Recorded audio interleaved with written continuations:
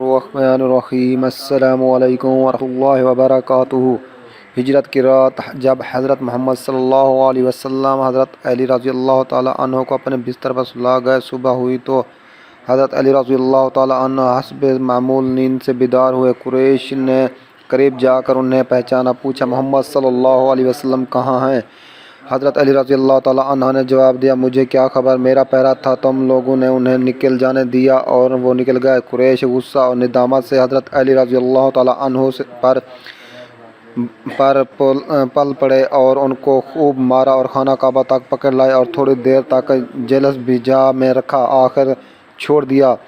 اب وہ حضرت ابو بکر صدیق رضی اللہ تعالیٰ عنہ کے گھر آئے، دروازہ کھٹکھٹایا۔ اسماء رضی اللہ تعالیٰ عنہ بنت ابو بکر رضی اللہ تعالیٰ عنہ باہر نکلیں۔ ابو جہل نے پوچھا، لڑکی تیرا باپ کہاں ہے؟